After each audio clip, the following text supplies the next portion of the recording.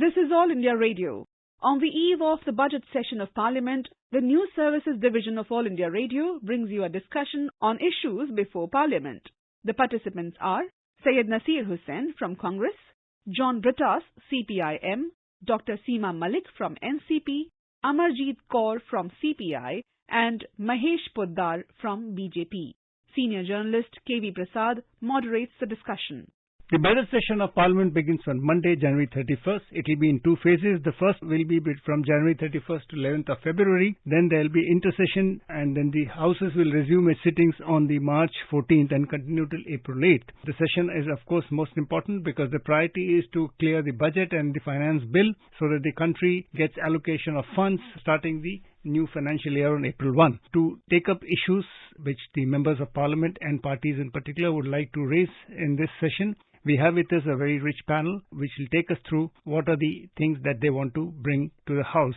Mr. Nasir Hussain, considering the fact that the budget session is the most important session where much of the legislative action depends on the passage of the bill or the finance bill in particular, as the party in opposition, we would like to understand from you what are the issues that the Congress party would like to flag and take along as the session progresses. There are lots of political issues that are pending, which I think, irrespective of whether it's a budget session or not, as an opposition party, we would like to take up those issues and we would like to highlight those issues. But then budget, since it's an important document which steers the economy of the country, which gives direction to the country and the people of our country, we would definitely like to see that more and more money is pumped into MSME sector. NREGA is taken into account in a big way. How the government is ready to look at whether jobs are coming or not, that is a big question which this government has been facing. And all of these 6-7 years, nothing has come in the way of the youth of our country. So these are the things which we will be seeing. And at the same time, COVID crisis has slowed down the economy. What are the plans of the government for economy get rolling to see that there is enough fund in the market so that the people start buying and then the economy starts rotating. These are certain things which we'll be keen to understand from the government's point of view, and I hope the finance minister and the government answers this when they debate in the parliament. Well, the issues that you raised is largely obviously related to finance and the economy of the country, and that becomes the predominant theme in the budget session. Are there other issues? Because in between we'll also have the elections to the 5 state assemblies, which obviously will keep political parties busy with that too. But given the fact that there are other political issues that the Congress like to bring on the table? Yeah, definitely. See, Lakhimpur Kheri is a big issue. We have been fighting not just in the last parliament session, but also outside in the TV studios, on the streets, in the entire country. The Prime Minister repealed the farm laws. But what about the MSP? Who will give guarantee of MSP to the farmers of this country? What about the compensation to all those people who they lost their lives? What about the compensation to all those farmers who were agitating for the 14 months? So these are something which are relating to the farm bill. And then what is happening on the northeastern frontier? What is happening on the Galwan area? There are satellite reports that Chinese army has set up a couple of villages there. So what is the clarity? What is the government position on that? They have to be open. They have to be transparent. They have to tell the parliament what they are doing for the security of this country. Again, there are so many other issues.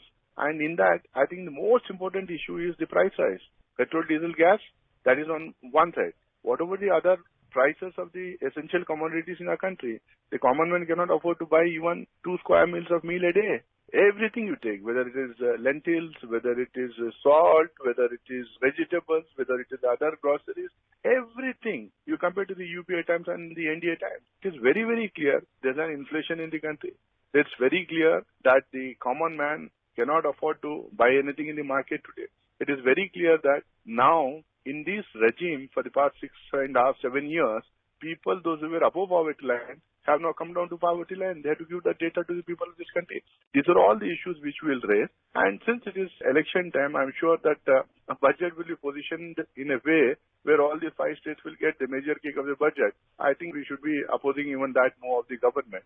And then law and order, mom lynchings, Dharam Sansad, all these things are there, I think, which the members of parliament would like to raise in this budget session. Mr. Hussain, you mentioned about Lakhimpur Kheri, and we all remember that the last session, the Congress had stalled many sessions, many sittings of the lower house, in particular Lok Sabha, whereas in Raj Sabha, certain different strategies were adopted. So would you be able to tell us what kind of strategy is the Congress now looking at? The last time the government had suspended 12 MPs of the opposition just to see that they passed their bills in the Rajya Sabha without any debate. And I think that is what actually resulted. Every bill was passed with an average of 5 minutes, 10 minutes, 12 minutes and so on.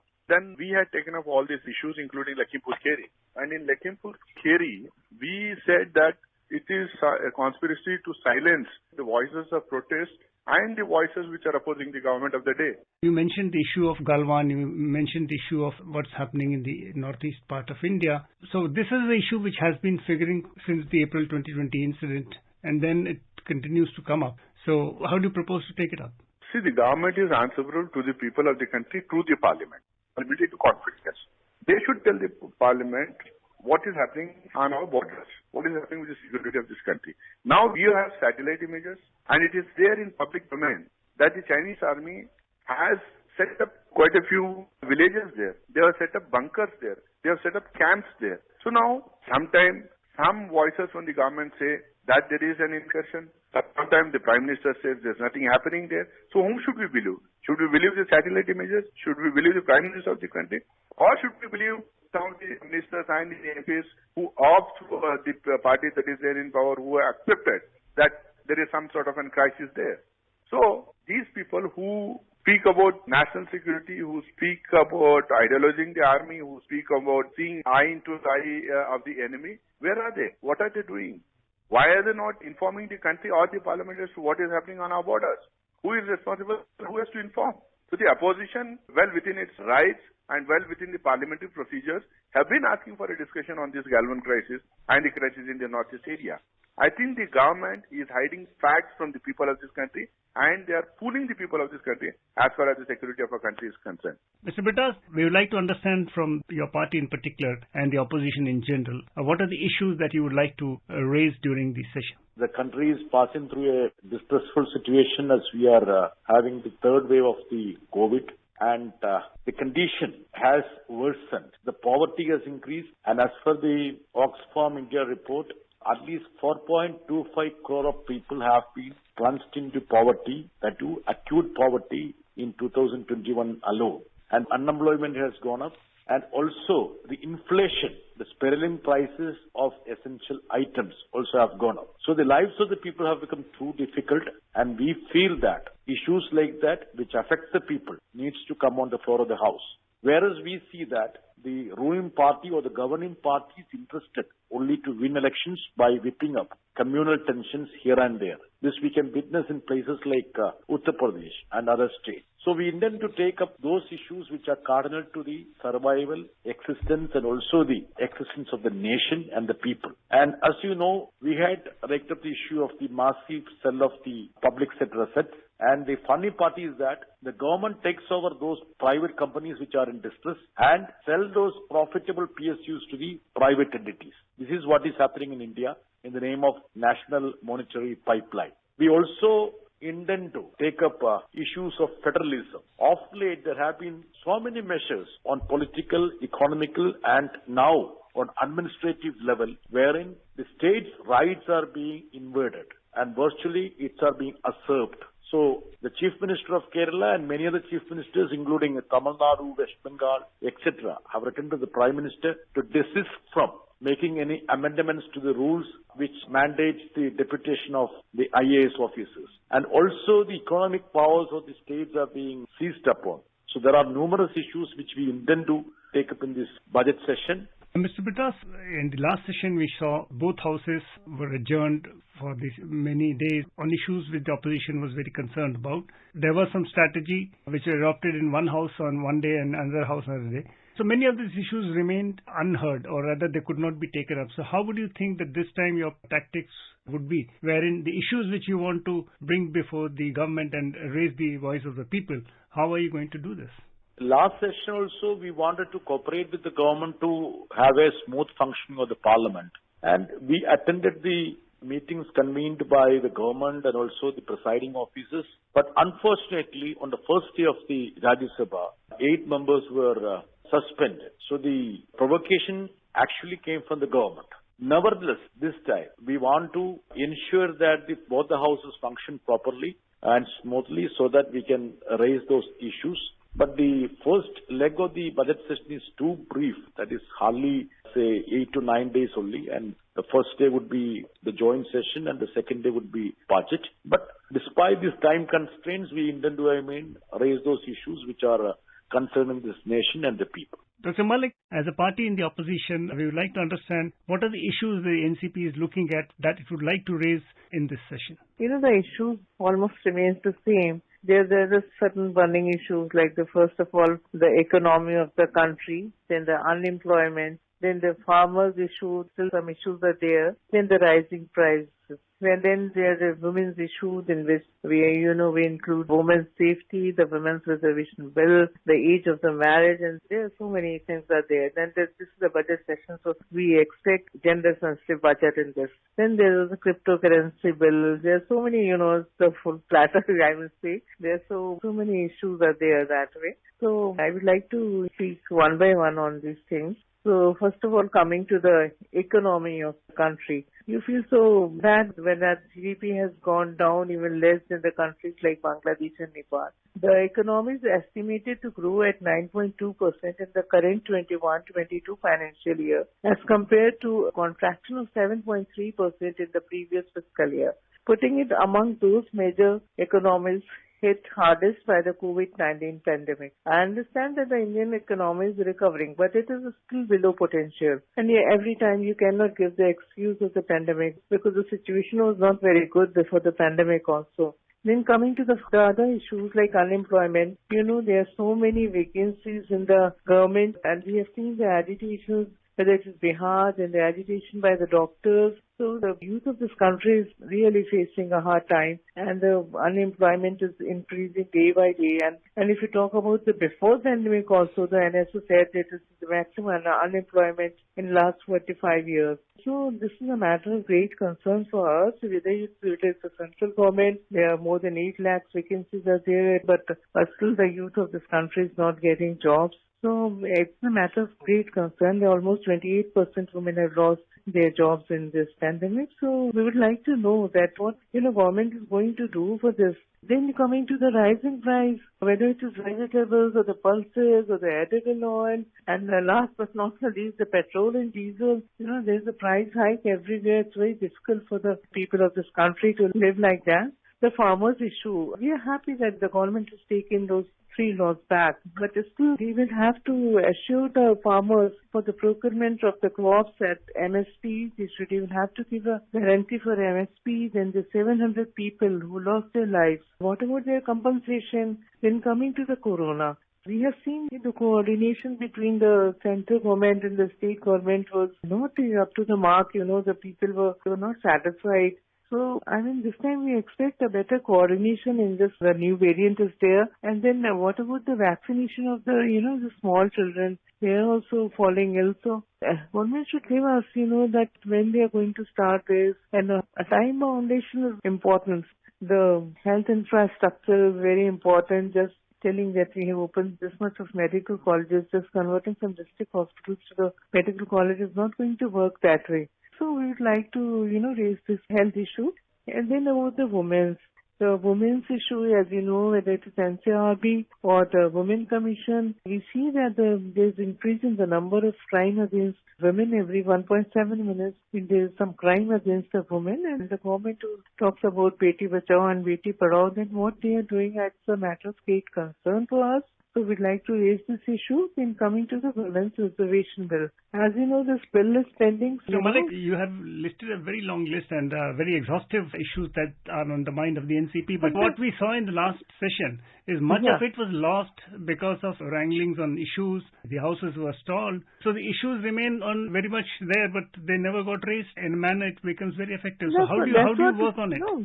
See, we really want to, it's a Women's Reservation Bill. Government has not taken care. They don't talk about this at all. And it's very unfortunate that there is no role of the women of our country in the decision-taking body, whether it is the Legislative Assembly or the Parliament. So it's very important, and we really want that the government should put this bill for this discussion in the session and, get it passed. We want to know from you, Amarjit ji, what is the top of your mind? What are the areas that you would like to focus on in terms of the coming session? This being a budget session, naturally we will be looking at what is there for the common people, for peasants, for workers, for SCs, STs, the weaker and vulnerable sections, especially social sector spending and all those, of course, will be issues. We're looking at budget and we will be giving our opinions and we will have discussions for the improvement of budget in favor of common person. But the other issues which will find focus is emanating from what incidents we have witnessed in last 3 days. And the incidents are our youngsters, our students. They are agitated because there is unemployment. All those for whom the entrance exams are conducted and they are selected, but then the processes don't move further. And we know already round about 50 to 60 lakh sanctioned posts are there in the government department, center and states which are unfilled. So unemployment is a very, very major issue which we will be raising. Another issue which a common man is very much perturbed about is price rise situation. Even though for a few days they did not try to raise petrol and diesel prices, but they have already raised to the level of 100 or so. It's already having a cascading effect on the prices of all essential commodities. So women, they are finding it very, very difficult in running the kitchen. So price rise is quite a serious issue. And then we find that the democratic spaces are further getting shrunk. Federal structure already under attack. Many of the things which center should take cognizance only after consulting states, that is not happening. We also saw how our labor laws and farm laws, when they were brought, all norms of parliamentary democracy and of federalism were ignored. So democratic spaces are being shrunk and federal structure is under attack. So that will also form the part of discussion. Another serious thing is just before elections, every time when any state or all India election has to happen, the environment gets vitiated. Polarization, hatred speeches, communal actions, vigilante mobs, all this goes on. And this has happened before these 5 state elections also. Worrisome is that the state apparatus, the government, the police does not act fast. It is only when the things keep moving on social media, hue cry is made, demands are raised, action should be there, then only some kind of action is initiated. But if any other person speaks any small thing against the government or its leaders, this immediately cognizance is taken and the person is booked under various laws or sent to jail. So this is really attacking our secular democracy and attack on our constitution. So these issues will also find a place. And we also saw the news about Air India, how Tata is so happy that he will be trying to bring Air India to world-class airline. But what does that indicate? After buying 111 aircraft, after investing about 1 lakh crore a few years ago, infusing for it, and suddenly in 18,000 crore rupees, it's not cheap sale. So this national monetization pipeline is in a way in that direction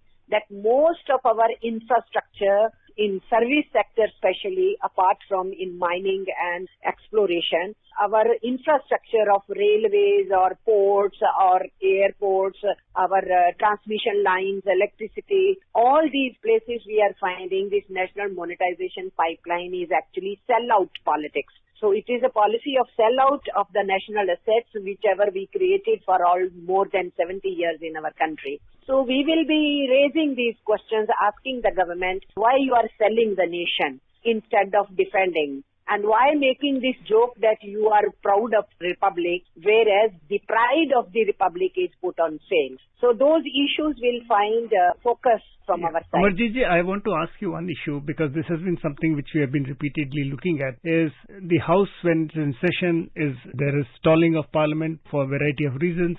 And of course, the government has been charging that it is opposition which is not allowing the houses to function. And many of the issues which you have listed and which the opposition wants to bring to the table remain on paper. So the efficacy of its discussions remains negated. This strategy is certainly not the one which you would like to pursue, I guess.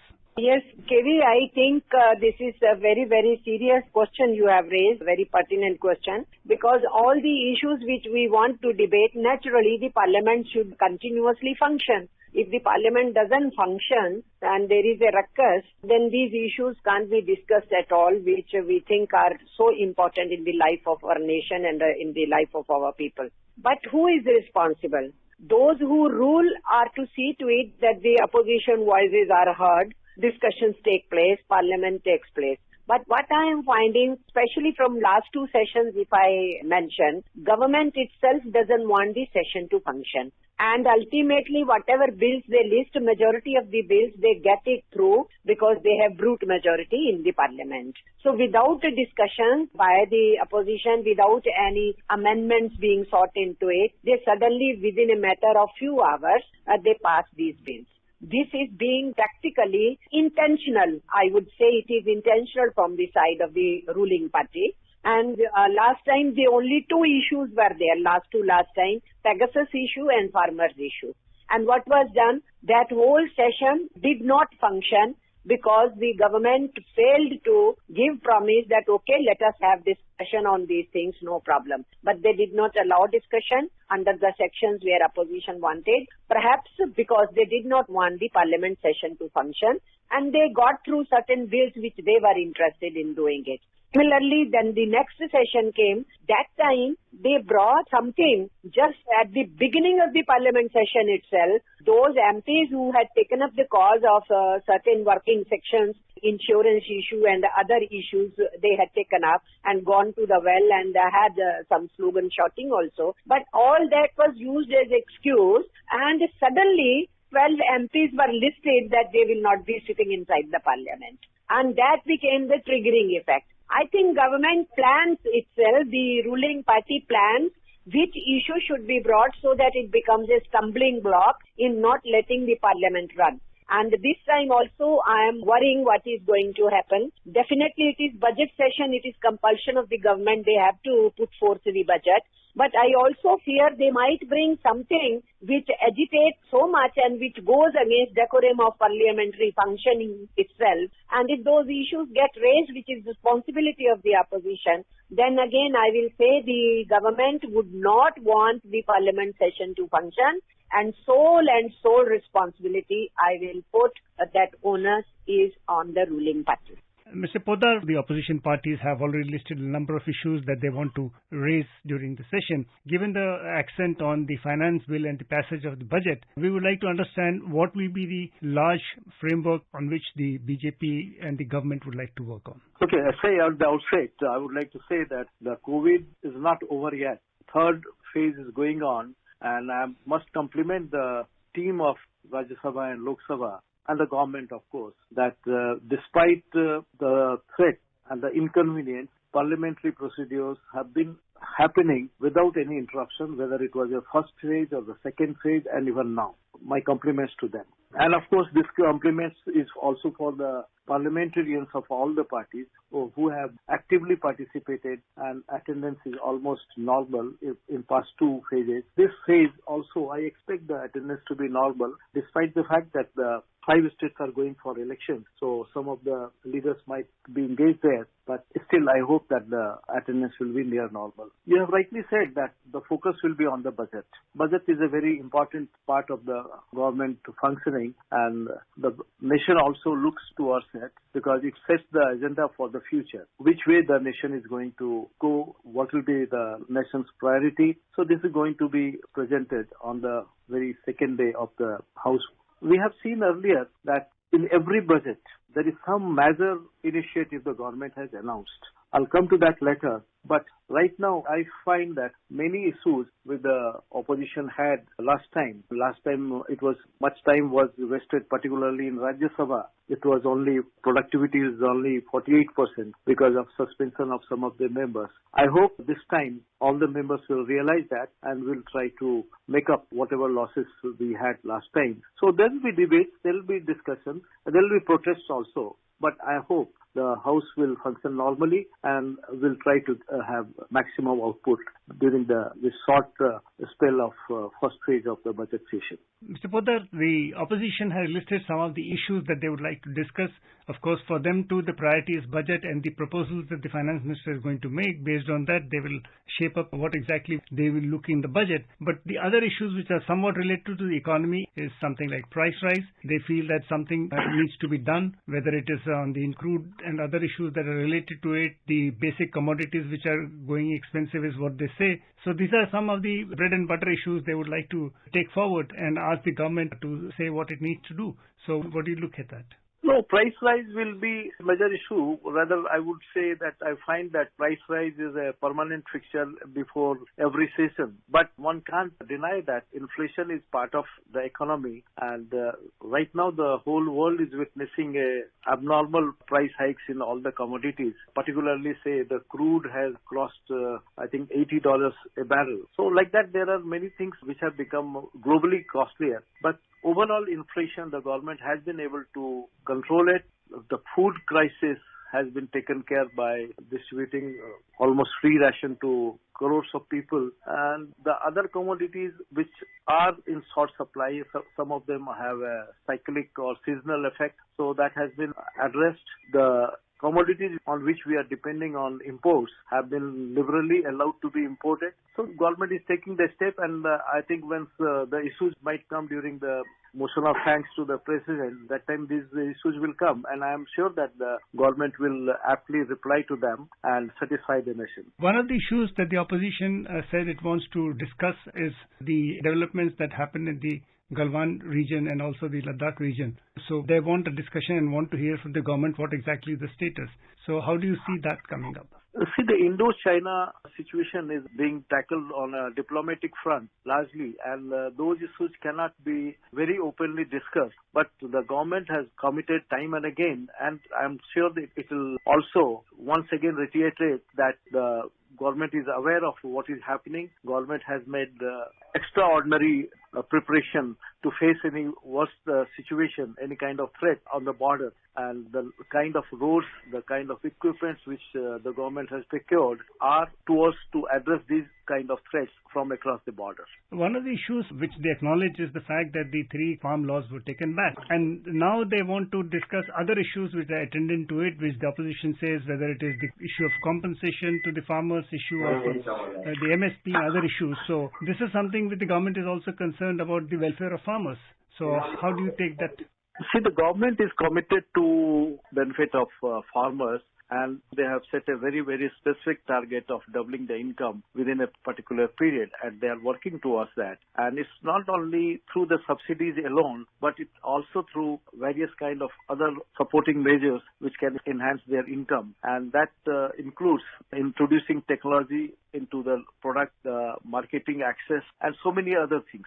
So it is, on the whole, one has to see what the government is going to do for the farmers' benefit. There will be other issues. There is some bills that the government would like to try and clear because the time being short and the focus being budget. So in particular, there are already some bills which are pending. So which are the ones which you think should be prioritized?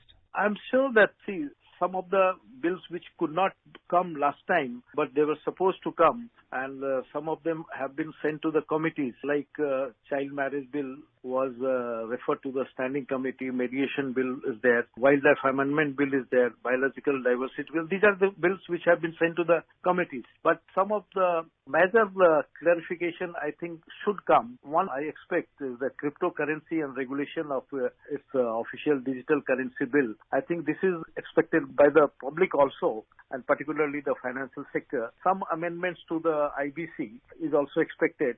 If I recall correctly, National Dental Commission Bill, National Nursing Midwifery Commission Bill, I mean, these are the bills which is likely to come on a priority. And since the session is for a short period, but definitely the government will try to make best use of the available time. You just heard what are the priorities the parties have as the session begins on Monday. The day one will belong to the President's address to sitting of the both houses of Parliament.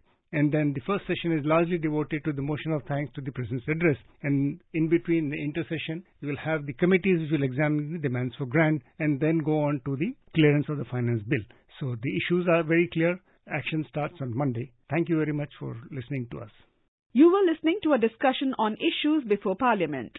The participants were Syed Nasir Hussain from Congress, John Brittas, CPI-M, Dr. Seema Malik from NCP, Amarjeet Kaur from CPI, and Mahesh Poddar from BJP. Senior journalist K.V. Prasad moderated the discussion. This program was produced and presented by the News Services Division of All India Radio. You can listen to it on our mobile app News on AIR. This program is also available on our YouTube channel News on AIR Official.